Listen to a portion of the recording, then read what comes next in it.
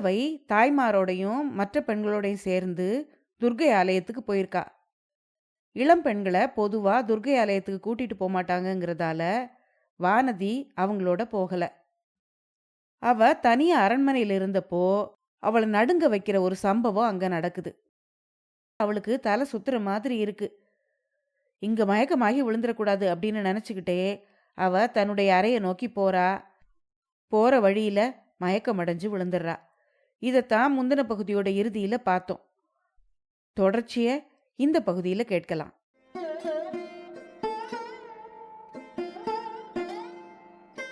அனைவருக்கும் வணக்கம். நீங்கள் கேட்டுக்கொண்டிருப்பது கதை ரேடியோ தமிழ். அமரர் கல்கி அவர்கள் எழுதிய பொன்னியின் செல்வன் நாவலுடைய 2வது பாகத்தை வாசிச்சுட்டு இருக்கோம். இதுவரைக்கும் 15 அத்தியாயங்களை கேட்டிருக்கீங்க. தொடர்ச்சியை இப்போ கேட்க போறீங்க. கதை ஆரம்பிக்கிறதுக்கு முன்னால சேனலுக்கு வந்திருக்கிற எல்லாருக்கும் என்னுடைய அன்பான வரவேற்புகள். இப்போ வாங்க கதைக்குள்ள போகலாம். அத்தியாயம் 16, சுந்தர சோழரின் பிரம்மை. மறுநாள் காலையில் சுந்தர சோழ சக்கரவர்த்தி தன் அருமை குமாரியை அழைத்து வரச் செய்தார். ஏவலாளர், தாதிமார், வைத்தியர் அனைவரையும் தூரமாக போய் இருக்கும்படி கட்டளையிட்டார். குந்தவையை தன் அருகில் உட்கார வைத்துக்கொண்டு அன்புடன் அவள் முதுகை தடவி கொடுத்தார். அவர் சொல்ல விரும்பியதை சொல்ல முடியாமல் தத்தளிக்கிறார் என்பதை குந்தவை தெரிந்து கொண்டாள். அப்பா, என் மேல் கோபமா என்று கேட்டாள். சுந்தர சோழரின் கண்களில் கண்ணீர் துளிர்த்தது. உன் பேரில் எதற்கு அம்மா கோபம் என்றார் அவர். தங்கள் கட்டளையை மீறி நான் தஞ்சாவூருக்கு வந்ததற்குத்தான் என்றாள் குந்தவை. ஆமாம், என் கட்டளையை மீறி நீ வந்திருக்க கூடாது. இந்த தஞ்சாவூர் அரண்மனை இளம்பெண்கள் வசிப்பதற்கு ஏற்றதில்லை. இது நேற்று ராத்திரி நடந்த சம்பவத்திலிருந்து உனக்கே தெரிந்திருக்கும் என்றார் சக்கரவர்த்தி. எந்த சம்பவத்தை பற்றி சொல்கிறீர்கள் அப்பா என்று கேட்டாள் குந்தவை. அந்த கொடும்பாளூர் பெண் மூர்ச்சியடைந்து விழுந்தாளே, அதை பற்றித்தான் சொல்லுகிறேன். அந்த பெண்ணுக்கு இப்போது உடம்பு எப்படி இருக்கிறது என்று கேட்டார் சக்கரவர்த்தி. அவளுக்கு இன்றைக்கு ஒன்றுமே இல்லை அப்பா. பழைய அறையிலும் அடிக்கடி அவள் இப்படி மயக்கமடைந்து விழுவது உண்டு. கொஞ்ச நேரத்துக்கெல்லாம் சரியாக போய்விடும் என்றாள் குந்தவை. அவளை கேட்டாயா அம்மா? நேற்று ராத்திரி இந்த அரண்மனையில் அவள் எதையாவது கண்டதாகவோ கேட்டதாகவோ சொல்லவில்லையா என்றார் சக்கரவர்த்தி. குந்தவை சற்று நேரம் யோசித்துவிட்டு, ஆமப்பா, நேற்று நாங்கள் எல்லோரும் துர்க்கை ஆலயத்திற்கு சென்றிருந்த போது அவள் தனியாக மேல் மாடத்துக்கு போக பார்த்தாளாம்.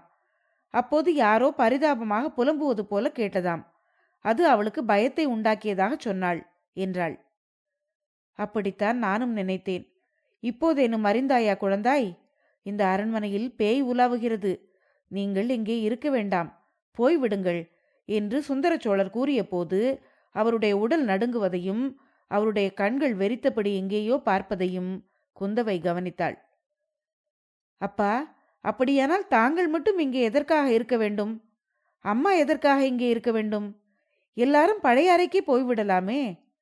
இங்கே வந்ததினால் உங்கள் உடம்பு குணமடைந்ததாக தெரியவில்லையே என்றாள். அதை கேட்டு சக்கரவர்த்தி துயரம் தோய்ந்த புன்னகை புரிந்து, என்னுடைய உடம்பு இனிமேல் குணமாவது ஏது? அந்த ஆசை எனக்கு கொஞ்சமும் கிடையாது அம்மா என்றார். ஏனப்பா அப்படி நிராசை அடைய வேண்டும்? பழையாறை வைத்தியர் தங்கள் உடம்பை குணப்படுத்த முடியும் என்று சொல்கிறார் என்றாள் குந்தவை. அவர் சொல்வதை நம்பி நீயும் இலங்கையிலிருந்து மூலிகை கொண்டு வர ஆள் அனுப்பியிருக்கிறாயாம். நான் கேள்விப்பட்டேன் மகளே. என் பேரில் உனக்குள்ள பாசத்தை அது காட்டுகிறது என்றார் சுந்தர சோழர். தந்தையிடம் மகள் பாசம் கொண்டிருப்பது தவறா அப்பா என்று கேட்டாள் குந்தவை. என் கட்டளையையும் மீறி நீ இங்கு வந்தாயே அம்மா, அதற்காக உண்மையில் நான் மகிழ்ச்சி அடைகிறேன். ஒரு நாள் என் மனதை திறந்து உன்னிடம் உண்மையை சொல்லிவிட வேண்டும் என்று எண்ணியிருந்தேன். அதற்கு இப்போது சந்தர்ப்பம் கிடைத்தது. சொல்கிறேன் கேள். உடம்பை பற்றிய வியாதியாயிருந்தால் மூலிகை மருந்துகளினால் தீரும். ஆனால் என்னுடைய நோய் உடம்பை பற்றியதல்ல. மனக்கவலைக்கு மருந்து ஏது என்று கேட்டார் சக்கரவர்த்தி. தந்தையே, 3 உலகத்தையும் ஆளும் சக்கரவர்த்தியாகிய தங்களுக்கு அப்படி என்ன தீராத மனக்கவலை இருக்க முடியும் என்று கேட்டாள் குந்தவை. அதை கேட்ட சுந்தர சோழர், குழந்தாய், நான் 3 உலகம் ஆளும் சக்கரவர்த்தி அல்ல, ஒரு உலகம் முழுவதையும் ஆளுகிறவனும் அல்ல. உலகத்தில் ஒரு மூலையில் சிறு பகுதி என்னுடைய ராஜ்யம். இதன் பாரத்தையே என்னால் சுமக்க முடியவில்லை. என்று அவர் சொல்லிக் கொண்டிருக்கும் போதே, தாங்கள் ஏன் சுமக்க வேண்டும் அப்பா? ராஜ்ய பாரத்தை சுமப்பதற்கு மணிமணியாக உங்களுக்கு 2 புதல்வர்கள் இருக்கிறார்கள். இருவரும் 2 சிங்கக்குட்டிகள், வீராதி வீரர்கள், எப்படிப்பட்ட பாரத்தையும் தாங்கக்கூடியவர்கள் என்றாள் குந்தவை. மகளே, அதை நினைத்தால்தான் எனக்கு நெஞ்சு பகீர் என்கிறது. உன் சகோதரர்கள் இருவரும் இணையில்லாத வீரர்கள்தான். உன்னைப் போலவே அவர்களையும் கண்ணுக்கு கண்ணாக வளர்த்தேன். அவர்களுக்கு இந்த ராஜ்யத்தை கொடுத்தால் நன்மை செய்கிறவனாவேனா என்று சந்தேகப்படுகிறேன் இப்போது. ராஜ்யத்தோடு பெரியதொரு சாபக்கேட்டையும் அவர்களிடம் ஒப்புவித்து விட்டு போவது நல்லதென்று நீ சொல்வாயா என்று கேட்டார் அவர். அப்படிப்பட்ட சாபக்கேடு என்ன அப்பா? தாங்கள் ஏதோ மனப்பிரமையில் இருக்கிறீர்கள். இந்த தஞ்சாவூர் கோட்டையை விட்டு தாங்கள் புறப்பட்டு வந்தால் என்று அவள் சொல்லிக் கொண்டிருக்கும் போதே, நான் இவ்விடத்தை விட்டு புறப்பட்டால் அடுத்த கணம் என்ன ஆகும் என்று உனக்கு தெரியாது. அழகிய பழையாறையை விட்டுவிட்டு இந்த தஞ்சை கோட்டையாகிய சிறையில் நான் சந்தோஷத்துக்காக இருக்கிறேன் என்று நினைக்கிறாயா? குந்தவை, நான் இங்கே இருப்பதனால் இந்த பழம்பெரும் சோழ ராஜ்யம் சின்னா பின்னமாகாமல் காப்பாற்றி வருகிறேன். நேற்றிரவு நாடகம் ஆடிக்கொண்டிருந்த போது என்ன நடந்தது என்பதை யோசித்துப்பார். நிலா மாடத்தின் முகப்பிலிருந்து நான் எல்லாவற்றையும் கவனித்துக் கொண்டிருந்தேன். நாடகத்தை நடுவில் நிறுத்திவிடலாமா என்று கூட எனக்கு தோன்றியது என்று சக்கரவர்த்தி சொன்னதும், தந்தையே, என்ன சொல்கிறீர்கள்? நாடகம் மிகவும் நன்றாக இருந்ததே. சோழகுல பெருமையை எண்ணி என் உள்ளம் பூரித்ததே. அந்த நாடகத்தை எதற்காக நிறுத்த விரும்பினீர்கள்? நாடகத்தின் எந்த பகுதி தங்களுக்கு பிடிக்கவில்லை என்று கேட்டாள் குந்தவை. நாடகம் நன்றாய்த்தான் இருந்தது மகளே. அதில் ஒரு குற்றமும் நான் காணவில்லை. நாடகம் பார்த்தவர்களின் நடத்தையை பற்றித்தான் சொல்கிறேன். கொடும்பாளூர் கட்சியும் பழுவேட்டரையர் கட்சியும் எழுப்பிய போட்டி கோஷங்களை நீ கவனிக்கவில்லையா என்று கேட்டார் அவர். கவனித்தேனப்பா என்றாள் குந்தவை. நான் ஒருவன் இங்கு இருக்கும்போதே இவர்கள் இப்படி நடந்து கொள்ளுகிறார்களே, நான் இல்லாவிட்டால் என்ன ஆகும் என்று நினைத்துப்பார். நான் தஞ்சாவூரை விட்டு கிளம்பிய மறுகணமே 2 கட்சிகளுக்குள்ளும் சண்டை மூளும். கிருஷ்ண பரமாத்மாவின் சந்ததிகள் ஒருவரை ஒருவர் தாக்கிக் கொண்டு அழிந்தது போல் இவர்களும் அழியும்போது இந்த மகா சாம்ராஜ்யமும் அழிந்து போகும் என்றார் சக்கரவர்த்தி. அப்பா, தாங்கள் இந்த சோழ சாம்ராஜ்யத்தில் சர்வாதிகார சக்கரவர்த்தி. பழுவேட்டரையர்களும் சரி, கொடும்பாளூர் வேளிரும் சரி, தாங்கள் காலால் இட்டதை தரையால் செய்ய கடமைப்பட்டவர்கள். அவர்கள் அத்துமீறி நடந்தால் அவர்களுடைய அழிவை அவர்களே தேடிக்கொள்கிறார்கள். தாங்கள் ஏன் கவலைப்பட வேண்டும் என்றாள் குந்தவை. மகளே, சென்ற 100 வருஷமாக இந்த இரு குலத்தோரும் சோழ சாம்ராஜ்யத்துக்கு இணையில்லா ஊழியம் செய்திருக்கிறார்கள்.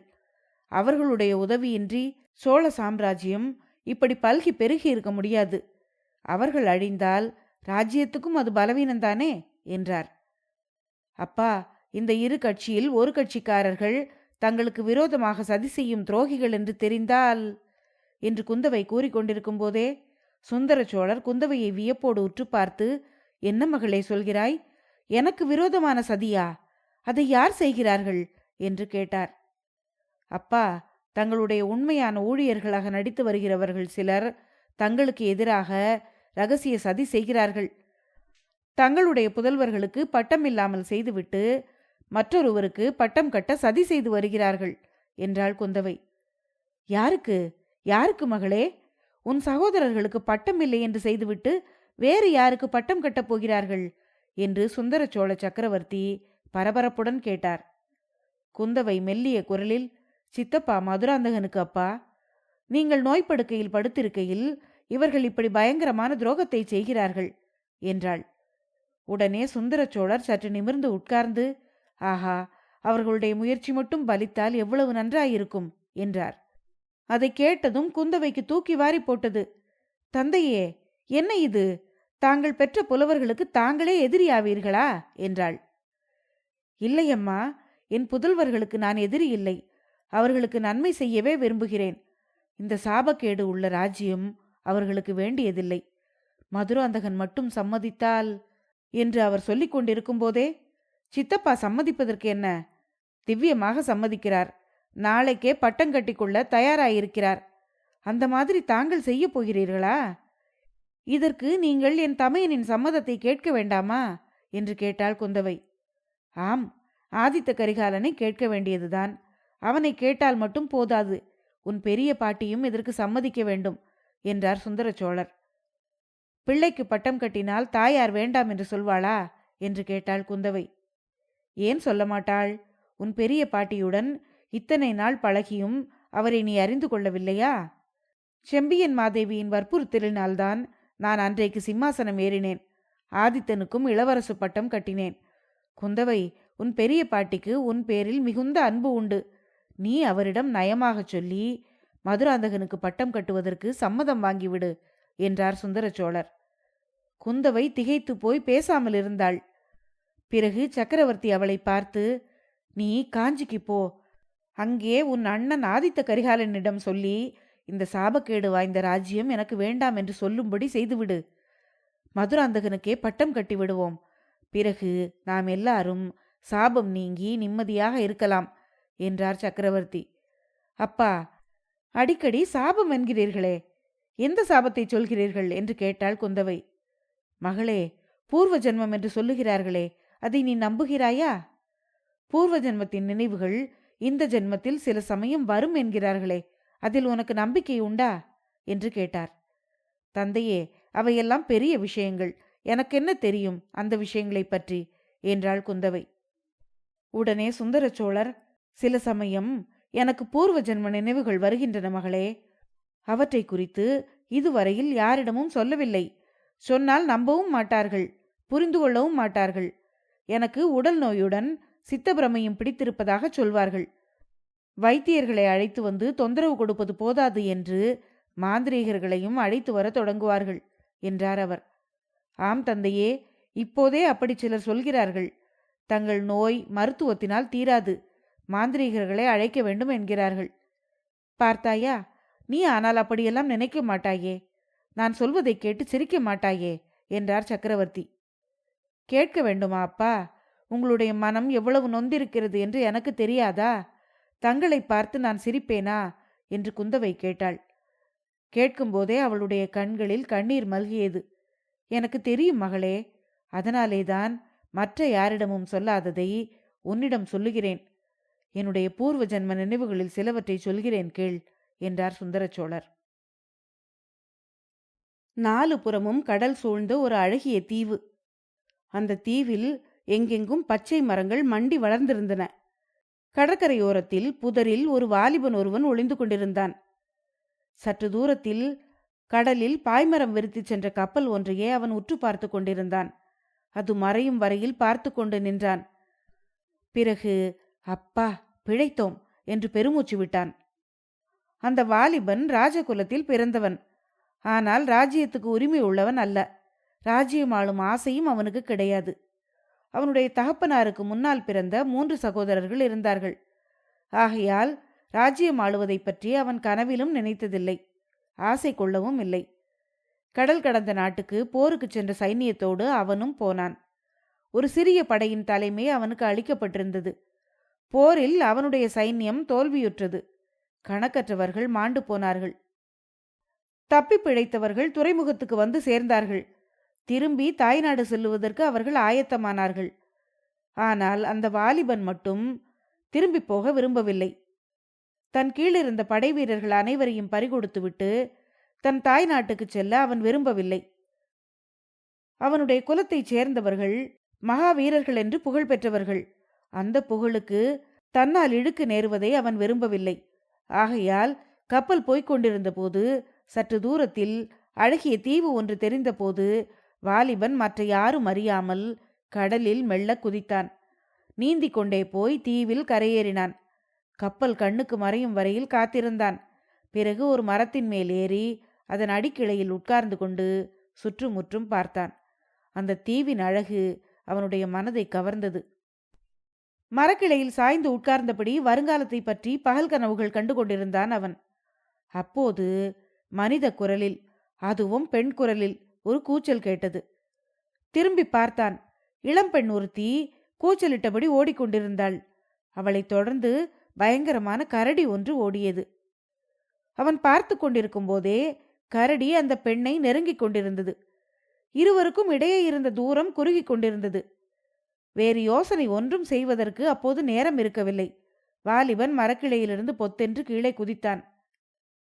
மரத்தில் தான் சாத்தியிருந்த வேலை எடுத்துக்கொண்டு ஓடினான். கரடி அதற்குள் அந்த பெண்ணை நெருங்கி அதன் பயங்கரமான கால்நகங்களை அவளுடைய கழுத்தில் வைப்பதற்கு இருந்தது. அந்த சமயத்தில் குறிபார்த்து வேலை எறிந்தான் அவன். வேல் கரடியை தாக்கியது. கரடி வீல் என்று ஏழு உலகமும் கேட்கும்படியான ஒரு சத்தம் போட்டுவிட்டு திரும்பியது. அந்த பெண் பிழைத்தாள். ஆனால் வாலிபன் அபாயத்துக்குள்ளானான். காயம்பட்ட கரடி அவனை நோக்கி பாய்ந்தது. வாலிபனுக்கும் கரடிக்கும் துவந்த யுத்தம் நடந்தது. கடைசியில் அந்த வாலிபன் தான் வெற்றி பெற்றான். வெற்றியடைந்த வாலிபனுடைய கண்கள் உடனே நாலாபுறமும் தேடின. அவனுடைய கண்கள் தேடிய அந்த பெண் சாய்ந்து வளைந்து குறுக்கே வளர்ந்திருந்த ஒரு தென்னை மரத்தின் பின்னால் சாய்ந்து கொண்டு நின்றாள். அவளுடைய கண்களில் வியப்பும் முகத்தில் மகிழ்ச்சியும் குடிகொண்டிருந்தன. அவள் காட்டில் வாழும் பெண், உலகத்து நாகரிக வாழ்க்கையை அறியாதவள் என்று அவளுடைய தோற்றமும் உடையும் தெரிவித்தன. ஆனால் அவளுடைய அழகுக்கு ஓமை சொல்ல இந்த உலகத்திலேயே யாரும் இல்லை என்று சொல்லும்படியாக இருந்தாள் அவள். அவளை நெருங்கிப் போனான் அந்த வாலிபன். ஆனால் அவன் எதிர்பார்த்தது போல் அவள் மாயமாக மறைந்து விடவில்லை. எதிர்பாராத விதமாக ஓட்டம் பிடித்து ஓடினாள். சற்று அவளை பின்தொடர்ந்து ஓடி பார்த்தான் அவன். பிறகு நின்றுவிட்டான். அவன் மிகவும் களைப்புற்றிருந்தபடியால் மானின் வேகத்துடன் ஓடிய அந்த பெண்ணை தொடர்ந்து அவனால் ஓடவும் முடியவில்லை. மேலும் ஒரு பெண்ணை தொடர்ந்து ஓடுவது அநாகரிகம் என்று அவன் நினைத்தான். இந்த சிறிய தீவிலேதானே இவள் இருக்க வேண்டும், மறுபடியும் பார்க்காமலா போய்விடுவோம் என்று கருதி நின்றுவிட்டான். அவன் எதிர்பார்த்தது வீண் போகவில்லை. சற்று நேரத்துக்கெல்லாம் அந்த பெண் திரும்பி வந்தாள். தன்னுடன் வயோதிகனான ஒரு மனிதனையும் அழைத்து வந்தாள். வந்தவன் இலங்கை தீவில் கரையோரத்தில் வாழ்ந்து மீன் பிடித்து பிழைக்கும் கரையர் என்ற வகுப்பைச் சேர்ந்தவன் என்று தெரிந்தது. அவன் மூலமாக அந்த வாலிபன் ஒரு முக்கியமான உண்மையை தெரிந்து கொண்டான். அதாவது அந்த பெண் தக்க சமயத்தில் அவனுடைய உயிரை காப்பாற்றியிருக்கிறாள் என்று அறிந்து கொண்டான். அவன் மரக்கிளையின் மேல் உட்கார்ந்து கடலையே கூர்ந்து கவனித்துக் கொண்டிருந்த போது கரடி ஒன்று அவனுடைய பின்பக்கமாக வந்து அவனை உற்று பார்த்திருக்கிறது. பிறகு மரத்தின் மேல் ஏறத் தொடங்கியிருக்கிறது. இதையெல்லாம் அந்த பெண் பார்த்து கொண்டிருந்திருக்கிறாள். கரடியை வேறு திசையில் இழுப்பதற்கும் அந்த வாலிபனை எச்சரிக்கை செய்வதற்கும் அவள் அவ்விதம் கூச்சலிட்டிருக்கிறாள். கரடி மரத்தின் மேலே ஏறுவதை விட்டுவிட்டு அவளை தொடர்ந்து ஓடத் தொடங்கியிருக்கிறது. இதை கேட்டதும் அந்த வாலிபனுக்கு எப்படி இருந்திருக்கும் என்று சொல்லவும் வேண்டுமா? தன்னை காப்பாற்றிய பெண்ணுக்கு அவன் தன் நன்றியை தெரிவித்துக் கொண்டான். ஆனால் அவளோ ஒரு வார்த்தையும் மறுமொழியாக சொல்லவில்லை. அவளிடம் வாலிபன் கூறியதற்கெல்லாம் அவளுடன் வந்த மனிதனே மறுமொழி கூறினான். இது அந்த வாலிபனுக்கு முதலில் வியப்பாயிருந்தது. ஆனால் உண்மை என்னவென்று தெரிந்ததும் வியப்பு மறைந்தது. அந்த பெண் பேசத் தெரியாத ஒரு ஊமை. அவளுக்கு காதும் கேட்காது என்று அறிந்து கொண்டதும் அந்த பெண்ணின் மேல் அந்த வாலிபனுடைய பாசம் பன்மடங்காக பெருகியது. இதயங்கள் இரண்டு ஒன்று சேர்ந்து விட்டால் மற்ற புலன்களை பற்றி என்ன கவலை? அந்த வாலிபனுக்கு அந்த தீவு சொர்க்க பூமியாகவே தோன்றியது. நாட்கள், மாதங்கள், வருஷங்கள் இவ்விதம் சென்றன. எத்தனை நாள் அல்லது வருஷம் ஆயிற்று என்பதை கணக்கு பார்க்கவே அவன் மறந்துவிட்டான். வாலிபனுடைய இந்த சொர்க்க வாழ்வுக்கு திடீரென்று ஒரு நாள் முடிவு நேர்ந்தது. கப்பல் ஒன்று அந்த தீவின் அருகில் வந்து நின்றது. அதிலிருந்து படகிலும் கட்டுமரங்களிலும் பலர் இறங்கி வந்தார்கள். அவர்கள் யார் என்று பார்க்க வாலிபன் அருகில் சென்றான். தன்னை தேடிக்கொண்டுதான் அவர்கள் வந்திருக்கிறார்கள் என்று அறிந்தான். அவனுடைய நாட்டில் எதிர்பாராத நிகழ்ச்சிகள் பல நடந்துவிட்டன. அவனுடைய தந்தையின் மூத்த சகோதரர்கள் இருவர் இறந்து போய்விட்டார்கள். இன்னொருவருக்கு குழந்தைகளே கிடையாது. ஆகையால் ஒரு பெரிய சாம்ராஜ்யம் அவனுக்காக காத்திருக்கிறது என்று தெரிந்து கொண்டான் அவன். அவனுடைய உள்ளத்தில் அப்போது பெரிய பூசல் ஏற்பட்டது. அந்த அழகிய தீவையும் அதை சொர்க்க பூமியாக்கிய ஊமை பெண்ணையும் விட்டுவிட்டு போக அவனுக்கு மனமில்லை. அதே சமயத்தில் ஊரையும் உற்றார் உறவினரையும் பார்க்கும் ஆசை ஒரு பக்கத்தில் அவனை கவர்ந்து இழுத்தது. அவன் பிறந்த நாட்டை நாலாபுறமும் அபாயம் சூழ்ந்திருக்கிறதென்றும் அவன் அறிந்து கொண்டான். இது அவன் முடிவு செய்வதற்கு துணை செய்தது. திரும்பி வருகிறேன், வந்து என் கடமையை நிறைவேற்றிவிட்டு வருகிறேன் என்று அந்த பெண்ணிடம் 1000 முறை உறுதி கூறிவிட்டு அவன் அங்கிருந்து புறப்பட்டான். காட்டில் பிறந்து வளர்ந்த அந்த ஊமை பெண் நாட்டிலிருந்து வந்திருந்த மனிதர்களுக்கு மத்தியில் வருவதற்கே விரும்பவில்லை. வாலிபன் படகில் ஏறிய போது அவள் சற்று தூரத்தில் அந்த பழைய வளைந்த தென்னை மரத்தின் மேல் உட்கார்ந்து பார்த்து கொண்டிருந்தாள். அவளுடைய 2 கண்களும் அப்போது கண்ணீர் கடல்களாக வாலிபனுக்கு தோன்றின. ஆனாலும் அவன் தன் மனதை கல்லாகச் செய்து கொண்டு படகில் ஏறிச் சென்று கப்பலை அடைந்தான். குந்தவை, அந்த வலைஞர் குலப்பெண் அப்படி நின்று பார்த்து கொண்டிருந்தாளே, அந்த காட்சியின் நினைவு அடிக்கடி என் மனக்கண் முன்னால் தோன்றிக் கொண்டிருக்கிறது. எவ்வளவு முயன்றாலும் மறக்க முடியவில்லை. அதை காட்டிலும் சோகமான இன்னும் ஒரு காட்சி, எப்போது நினைத்தாலும் குலை நடுங்கும் காட்சி அடிக்கடி தோன்றிக் கொண்டிருக்கிறது. இரவிலும் பகலிலும் உறங்கும் போதும் விழித்திருக்கையிலும் என்னை வருத்தி வேதனைப்படுத்தி கொண்டிருக்கிறது. அதையும் சொல்லட்டுமா என்று சுந்தர சோழர் தன் அருமை மகளை பார்த்து கேட்டார். உருக்கத்தினால் தொண்டை அடைத்து தளதளத்த குரலில் சுந்தர சோழரின் அருமை குமாரி, சொல்லுங்களப்பா என்றாள். அத்தியாயம் 17. மாண்டவர் மீள்வதுண்டோ. இதுவரைக்கும் சுந்தர சோழர் வேறு யாரோ ஒரு 3ஆம் மனிதனை பற்றி சொல்வது போல சொல்லிக் கொண்டு வந்தார். இப்போது தம்முடைய வாழ்க்கையில் நடந்த வரலாறாகவே சொல்லத் தொடங்கினாள். என் அருமை மகளே, சாதாரணமாக ஒரு தகப்பன் தன் மகளிடம் சொல்லக்கூடாத விஷயத்தை இன்று நான் உன்னிடம் சொல்கிறேன். இதுவரை யாரிடமும் மனதை திறந்து சொல்லாத செய்தியை உன்னிடம் சொல்கிறேன். இந்த உலகத்திலேயே என் நண்பன் அனிருத்தன் ஒருவனுக்குத்தான் இது தெரியும். அவனுக்கும் முழுவதும் தெரியாது. இப்போது என் மனதில் நடக்கும் போராட்டம் அவனுக்கு தெரியாது. ஆனால் உன்னிடம் எல்லாவற்றையும் சொல்லப் போகிறேன். நம்முடைய குடும்பத்தில் யாராவது ஒருவருக்கு இது தெரிந்திருக்க வேண்டும். உன் தாயாரிடம் இதை நான் சொல்ல முடியாது. உன்னிடம்தான் சொல்ல வேண்டும் என்று சில காலமாகவே எண்ணியிருந்தேன். அதற்கான சந்தர்ப்பம் இன்றைக்கு வந்தது. நீ என்னுடைய நிலையைக் கண்டு சிரிக்க மாட்டாய். என் மனதில் உள்ள புண்ணை ஆற்றுவதற்கு முயல்வாய். என்னுடைய விருப்பம் நிறைவேறவும் உதவி செய்வாய். இந்த நம்பிக்கையுடன் இதை உன்னிடம் சொல்லப் போகிறேன். அந்த தீவிலிருந்து நான் மரக்கலம் ஏறி புறப்பட்டேன். கோடிக்கரை வந்து சேர்ந்தேன். என்னுடைய பாட்டனார் பராந்தக சக்கரவர்த்தி இந்த தஞ்சை அரண்மனையில் அப்போது தங்கியிருக்கிறார் என்று அறிந்து நேராக இங்கு வந்தேன். நான் தஞ்சை வந்து சேர்ந்தபோது பராந்தக சக்கரவர்த்தி மரணத்தை எதிர்நோக்கி கொண்டிருந்தார். அவருடைய உள்ளம் நொந்து போயிருந்தது. 40 ஆண்டு காலத்தில் அவர் நிர்மாணித்த மகாராஜ்யம் சின்னா பின்னம் அடைந்து கொண்டிருந்தது. அவருக்கு பிறகு பட்டத்தை அடைய வேண்டியவரான ராஜாதித்தர் தக்கோலப் போரில் மாண்டு போனார். அதே போர்க்களத்தில் படுகாயமடைந்த என் தந்தை அரிஞ்சயர் பிழைப்பாரோ மாட்டாரோ என்ற நிலையில் இருந்தார். கன்னரதேவனுடைய படைகள் தொண்டை மண்டலத்தை கைப்பற்றி முன்னேறி கொண்டு வந்தன. தெற்கே பாண்டியர்கள் தலையெடுத்து வந்தார்கள். இலங்கையில் சோழ சைன்யம் தோல்வியுற்று திரும்பிவிட்டது. பல போர்க்களங்களிலும் சோழ நாட்டு வீராதி வீரர் பலர் உயிர் துறந்து விட்டார்கள். இந்த செய்திகள் எல்லாம் ஒரு மிக்க வந்து முதிய பிராயத்து பராந்தக சக்கரவர்த்தியின் உள்ளத்தை புண்படுத்தி துயரக்கடலில் ஆழ்த்தியிருந்தன. இந்த நிலையில் என்னை கண்டதும் அவருடைய முகம் மகிழ்ச்சியடைந்தது. என் பாட்டனாருக்கு நான் குழந்தையாயிருந்த நாளிலிருந்தே என் பேரில் மிக்க பிரியம். என்னை எங்கேயும் அனுப்பாமல் அரண்மனையில் தம்முடனேயே வெகுகாலம் வைத்திருந்தார். பிடிவாதம் பிடித்து அவரிடம் விடை பெற்று கொண்டு நான் ஈழ நாட்டுக்கு போனேன். அங்கிருந்து திரும்பி வந்தவர்களிலே நான் இல்லை என்று தெரிந்ததும் என் பாட்டனார் மனமுடைந்து போய்விட்டார். நான் இறந்து விட்டதாகவும் தெரியவில்லையாதலால் என்னை தேடி வர கூட்டம் கூட்டமாக ஆட்களை அனுப்பி கொண்டிருந்தார். கடைசியில் ஒரு கூட்டம் என்னை கண்டுபிடித்தது. நான் தஞ்சை வந்து சேர்ந்ததும் புண்பட்ட அவருடைய மனதுக்கு சிறிது சாந்தி ஏற்பட்டது. அவருடைய அந்திம காலத்தில் வீழ்ச்சியடைந்து வந்த சோழ சாம்ராஜ்யம் மறுபடியும் என்னால் மேன்மையடையும் என்பதாக எப்படியோ அவருடைய மனதில் ஒரு நம்பிக்கை ஏற்பட்டிருந்தது. அதற்கு தகுந்தாற்போல் அவருக்கு புதல்வர்கள் 4 பேர் இருந்தும் அவருடைய அந்திய காலத்தில் பேரன் நான் ஒருவனே இருந்தேன். சக்கரவர்த்தி இறக்கும் தருவாயில் என்னை அருகில் அழைத்து உச்சி முகர்ந்து கண்ணீர் பெருக்கினார். அப்பனே, எனக்கு பிறகு உன் பெரியப்பன் கண்டராதித்தன் சிம்மாசனம் ஏறுவான். அவனுக்கு பிறகு இந்த சோழ ராஜ்யம் உன்னை அடையும்.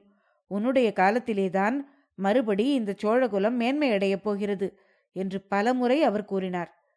சோழ நாட்டின் மேன்மையை நிலைநாட்டுவதே என் வாழ்க்கையின் லட்சியமாய் இருக்க வேண்டும் என்று சொல்லி அவர் என்னிடம் வாக்குறுதியும் வாங்கி கொண்டார். நான் அவருடைய கட்டளையை சிரமேற்கொண்டு நடப்பதென்று உறுதி கொண்டேன்.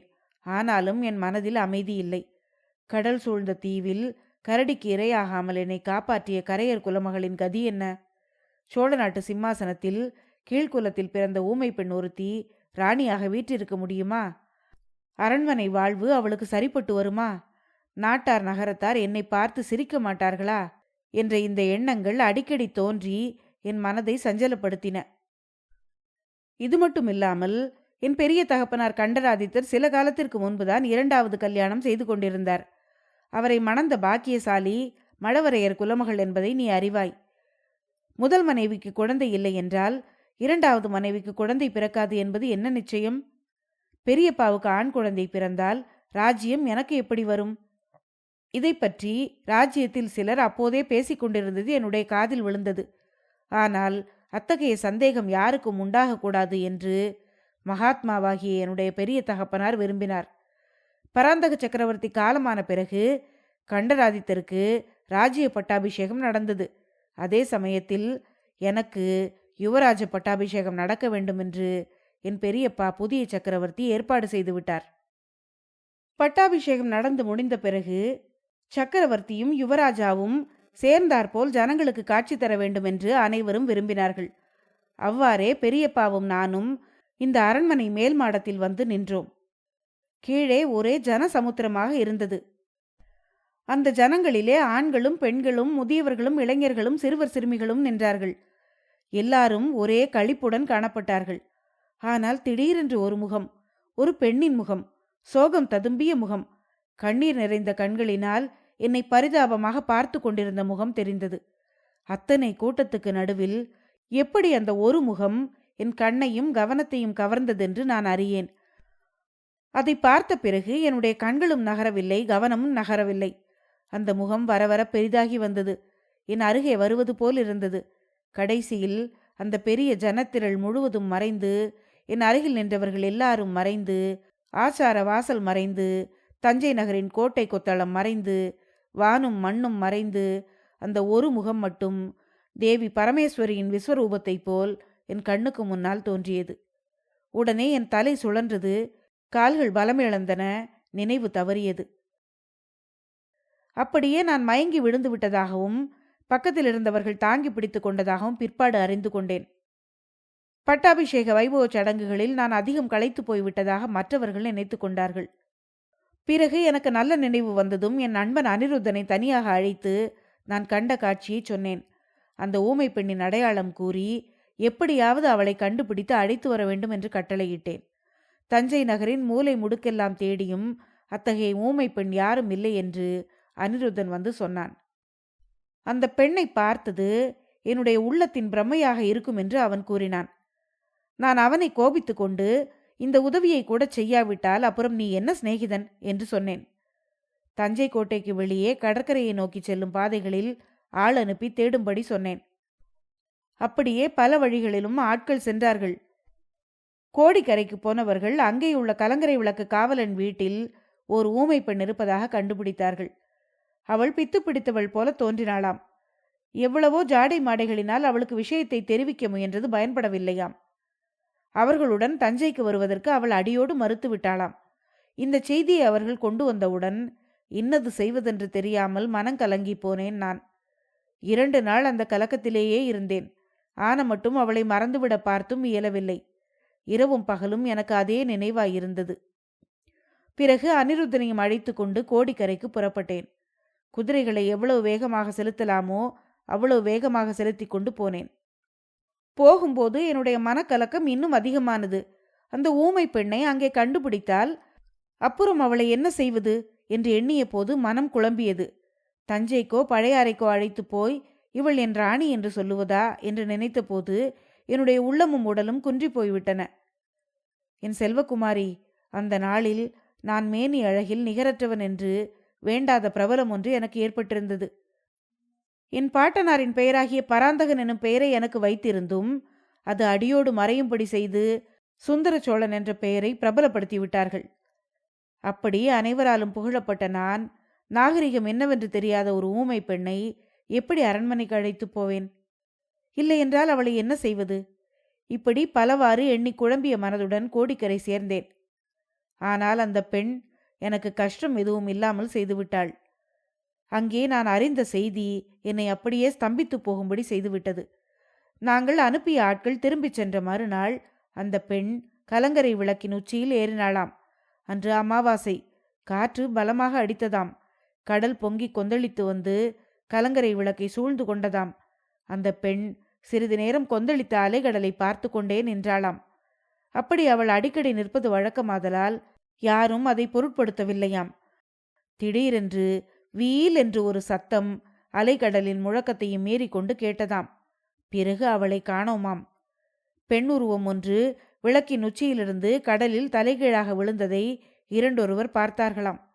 படகுகளை கொண்டு வந்து ஆன மட்டும் தேடி பார்த்தும் பயனில்லையாம். கொந்தளித்து பொங்கிய கடல் அந்த பெண்ணை விழுங்கிவிட்டது என்றே தீர்மானிக்க வேண்டியிருந்ததாம். இந்த செய்தியை கேட்டது என் நெஞ்சில் ஈட்டியினால் குத்துவது போன்ற வலியையும் வேதனையையும் உண்டாக்கியது. ஆனால் சற்று நேரத்துக்கெல்லாம் ஒருவித அமைதியும் உண்டானது. அவளை என்ன செய்வது என்ற கேள்வி இனி இல்லை. அதை பற்றி யோசித்து மனதை குழப்பிக் கொள்ள வேண்டியதில்லை. துன்பமும் அமைதியும் கலந்த இந்த விசித்திர வேதனையுடன் தஞ்சைக்கு திரும்பினேன் நான். ராஜ்ய காரியங்களில் மனதை செலுத்தினேன். போர்க்களங்களுக்கு சென்றேன். உன் தாயை மணந்து கொண்டேன். வீர புதல்வர்களை பெற்றேன். உன்னை என் மகளாக அடையும் பாக்கியத்தையும் பெற்றேன்.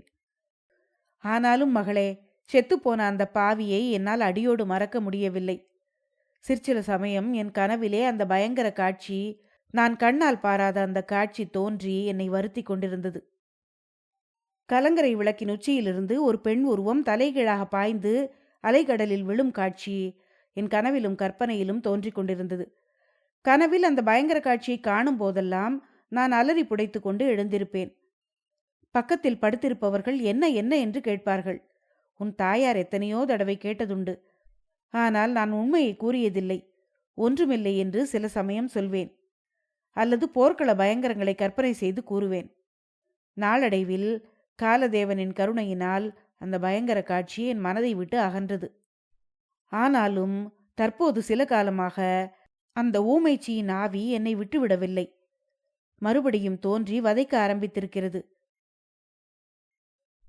இப்படி சொல்லிவிட்டு சுந்தர சோழர் தன் பார்வையை எங்கேயோ தூரத்தில் செலுத்தி வெறித்து பார்த்தார். அவர் பார்த்த திக்கில் ஒன்றுமே இல்லை. ஆனாலும் அவருடைய உடம்பு நடுங்குவதை குந்தவை கண்டாள். தந்தையிடம் அவள், அப்பா, இந்த பயங்கரமான வேதனையை பற்றியே பல வருஷ காலம் மனதிலே வைத்துக்கொண்டு கஷ்டப்பட்டு கொண்டிருக்கிறீர்கள். அதனாலேதான் தங்கள் உடம்பும் சீர்குலைந்து விட்டது. இப்போது என்னிடம் சொல்லிவிட்டீர்கள் அல்லவா, இனிமேல் தங்கள் உடம்பு சரியாக போய்விடும் என்றாள். சுந்தர சோழர் அதை கேட்டு சிரித்த சிரிப்பின் ஒலியில் வேதனையுடன் கூட அவநம்பிக்கையும் கலந்திருந்தது. குந்தவை, நீ நம்பவில்லை என்று நினைக்கிறேன். மாண்டவர்கள் மீண்டு வருவார்கள் என்று நீ நம்பவில்லை. ஆனாலும் அதோ அந்த தூணுக்கு பக்கத்தில் குத்துவிளக்கின் பின்னால் அந்த பாவியின் ஆவி நேற்று நள்ளிரவில் நின்றது. என் கண்ணாலேயே அதை பார்த்தேன். அதை எப்படி நம்பாமல் இருக்க முடியும்? நான் கண்டது வெறும் பிரம்மை என்றால் உன் தோழியை பற்றி என்ன சொல்வாய்? அவள் எதையோ பார்த்து கேட்டதால் தானே நினைவிழந்து விழுந்தாள். அவளை இங்கே அழைத்து வா குந்தவை, நானே நேரில் கேட்டு தெரிந்து கொள்ளுகிறேன் என்று சுந்தர சோழர் பரபரப்புடன் கூறினார். அப்பா, வானதி ஒரு பயங்கொள்ளி பெண். கொடும்பாளூர் வேளிர் குலத்தில் இவள் எப்படி பிறந்தாளோ தெரியவில்லை.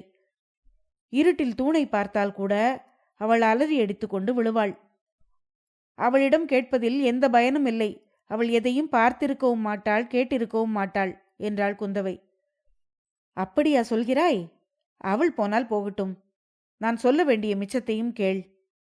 ஒரு முறை காவேரி நதியில் நாம் எல்லோருமாக ஓடத்தில் போய்க் கொண்டிருந்த போது குழந்தை அருள்மொழிவர்மன் திடீரென்று காணாமல் போனது உனக்கு நினைவிருக்கிறதல்லவா? நாம் எல்லோரும் திகைத்தும் தவித்தும் நிற்கையில் ஒரு பெண்ணரசி பொன்னி நதி வெள்ளத்திலிருந்து குழந்தையை எடுத்து தூக்கி கொடுத்தாள். குழந்தையை மற்றவர்கள் வாங்கி கொண்டதும் அவள் மறைந்து விட்டாள். இதை பற்றி நாம் எவ்வளவோ பேசியிருக்கிறோம். நீ மறந்திருக்க முடியாது. நீங்கள் எல்லோரும் காவேரி அம்மன் தான் குழந்தையை காப்பாற்றியதாக முடிவு கட்டினீர்கள். ஆனால் என் கண்ணுக்கு தோன்றியது என்ன தெரியுமா? அந்த வலைஞர் குல ஊமை பெண்தான் குழந்தையை எடுத்து கொடுத்ததாக தோன்றியது. அன்றைய தினமும் நான் நினைவிழந்து விட்டேன் என்று உனக்கு ஞாபகம் இருக்கிறதா? குழந்தைக்கு நேர்ந்த அபாயத்தை முன்னிட்டு நான் நினைவிழந்தேன் என்று எல்லாரும் எண்ணினார்கள். ஆனால் உண்மை அதுவன்று. இத்தனை நாள் கழித்து உனக்கு சொல்கிறேன். குழந்தையை எடுத்து கொடுத்த பெண்ணுருவம் அவளுடைய ஆவி உருவம் என்று எனக்கு தோன்றியபடியால் தான் அப்படி மூர்ச்சையடைந்தேன் நான். அன்று மட்டுமல்ல, உன் தமையனுக்கு இளவரசு பட்டம் சூட்டிய நாள் நினைவிருக்கிறதா மகளே? அன்று பட்டாபிஷேகம் நடந்த பிறகு ஆதித்த கரிகாலன் அந்த புறத்துக்கு தாய்மார்களிடம் ஆசி பெறுவதற்காக வந்தான் அல்லவா? அவனுக்கு பின்னால் நான் வந்தேன். அப்போது அதே ஊமைச்சியின் ஆவி அங்கே பெண்களின் மத்தியில் நின்று கரிகாலனை கொடூரமாக உற்று பார்த்ததைக் கண்டேன். அன்று மறுபடியும் நான் உணர்விழந்து போனேன். பிறகு நான் யோசித்த போது அந்த சம்பவத்தை குறித்து எனக்கு சந்தேகம் உண்டானது. அவள் கரிகாலனை கொடூரமாக பார்க்க வேண்டிய அவசியம் என்ன என்று ஐயுற்றேன். அதுவும் என் சித்தப்பிரமையின் தோற்றமாயிருக்கலாம் என்று எண்ணினேன். ஆனால் மகளே, இந்த தடவை தஞ்சைக்கு வந்த பிறகு அந்த சந்தேகமெல்லாம் தீர்ந்துவிட்டது. ஒரு காலத்தில், அவள் உயிரோடு இருந்த காலத்தில், அவள் முகத்தை பார்த்து அவள் மனதில் உள்ளதை தெரிந்து கொள்வேன் நான். அவள் உதடு அசைவதை பார்த்து அவள் சொல்ல விரும்புவது இன்னதென்று தெரிந்து கொள்வேன். குந்தவை 4-5 முறை நள்ளிரவில் அவள் என் முன்னால் தோன்றி எனக்கு எச்சரிக்கை செய்து விட்டாள். என்னை கொன்றாயே, அதை நான் மன்னிக்கிறேன். ஆனால் மீண்டும் பாவம் செய்யாதே. ஒருவனுக்கு சேர வேண்டிய ராஜ்யத்தை இன்னொருவனுக்கு கொடுக்காதே என்று அவள் சொல்வதை புரிந்து கொண்டேன். அவளுக்கு பேசும் சக்தி வந்து வாயினால் பேசினால் எப்படி தெரிந்து கொள்வேனோ அவ்வளவு தெளிவாக தெரிந்து கொண்டேன். மகளே, அதை நிறைவேற்றி வைக்க நீ எனக்கு உதவி செய்ய வேண்டும். சாபமுள்ள இந்த ராஜ்யம், இந்த சோழ சிம்மாசனம் என் புதல்வர்களுக்கு வேண்டாம். இதை மதுராந்தகனுக்கு கொடுத்து விடலாம் என்றார் சக்கரவர்த்தி. குந்தவை குறுக்கிட்டு, அப்பா, என்ன சொல்கிறீர்கள்? நாடு நகரமெல்லாம் ஒப்புக்கொண்டு முடிந்து போன ஒரு காரியத்தை இப்போது மாற்ற வேண்டிய அவசியம் என்ன? தாங்கள் மாற்றினாலும் உலகம் ஒப்புக்கொள்ளுமா என்று கேட்டாள். அத்தோடு பெரிய பிராட்டியும் இதற்கு சம்மதிக்க மாட்டார்கள் என்றாள் குந்தவை. மகளே, அதற்காகத்தான் உன் உதவியை நாடுகிறேன். எந்த காரணம் சொல்லியாவது என் பெரியம்மையை இங்கே வரும்படி செய். எவ்வளவோ தெரிந்த பரமஞானியான அந்த மூதாட்டிக்கு தர்ம நியாயம் ஏன் தெரியவில்லை? என்னை ஏன் அன்று இளவரசனாக முடிசூட்டினார்? அவருடைய சொந்த பிள்ளையின் பேரிலே அவருக்கு என்ன கோபம்? தாயின் இயற்கைக்கே மாறான இந்த காரியத்தில் அவருக்கு ஏன் இந்த பிடிவாதம்? மதுராந்தகன் ஏதோ சிவபக்தியில் ஈடுபட்டு சந்நியாசியாக போகிறேன் என்று சொல்லிக் கொண்டிருந்த போது அதற்கு நியாயம் உண்டு. இப்போது அவனுக்கே ராஜ்யம் ஆளும் ஆசை வந்திருக்கும் போது இன்னொருவனுக்கு எப்படி பட்டம் கட்டலாம் என்று கேட்டார் சுந்தர சோழர். அதை கேட்ட குந்தவை, அப்பா, நீங்கள் சொல்வது இருக்கட்டும், ராஜ்யத்தின் குடிகள் அதற்கு ஒப்புக்கொள்ள வேண்டாமா என்று கேட்டாள். குடிமக்களுடைய அபிப்பிராயத்தை கேட்பதாயிருந்தால் அவர்கள் உடனே உன் தம்பிக்கு பட்டம் கட்டிவிட வேண்டும் என்று சொல்வார்கள். அது நியாயமா? அருள்மொழிதான் அதை ஒத்துக்கொள்வானா? அதெல்லாம் வீண் யோசனை மகளே. எப்படியாவது உன் பெரிய பாட்டியை இங்கே சீக்கிரம் வரும்படி செய். நான் யமனோடு போராடி கொண்டிருக்கிறேன் என்று எழுதி அனுப்பு. என்னை உயிரோடு பார்க்க வேண்டுமானால் உடனே புறப்பட்டு வர வேண்டும் என்று சொல்லி அனுப்பு என்றார் சுந்தர சோழர். உடனே குந்தவை, அது ஒன்றும் அவசியமில்லை அப்பா. தஞ்சை தளிக்குளத்தார் கோயிலுக்கு திருப்பணி செய்ய வேண்டும் என்ற விருப்பம் பெரிய பிராட்டிக்கு இருக்கிறது. அதை குறிப்பிட்டு இச்சமயம் வரும்படி எழுதி அனுப்புகிறேன். அதுவரை தாங்கள் அலட்டி கொள்ளாமல் பொறுமையாயிருங்களப்பா என்று கூறி தந்தையிடம் விடை பெற்று கொண்டு குந்தவை தன் இருப்பிடத்திற்கு சென்றாள். வழியில் தன் அன்னை வானமாதேவியை சந்தித்தாள். அம்மா, இனிமேல் என் தந்தையை ஒரு கண நேரம் கூட விட்டு பிரியாதீர்கள். மற்றவர்கள் போய் செய்ய வேண்டிய பூஜைகளை செய்யட்டும் என்றாள்.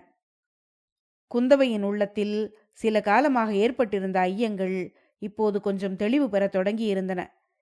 கண் இருட்டாயிருந்த இடங்களில் கொஞ்சம் வெளிச்சம் தெரிய ஆரம்பித்தது. தன் தந்தைக்கும் சகோதரர்களுக்கும் விரோதமாக ஏதோ பயங்கரமான மந்திர தந்திர சூழ்ச்சி நடைபெற்று வருகிறது என்பதை அவளுடைய அறிவு நன்கு உணர்த்தியது.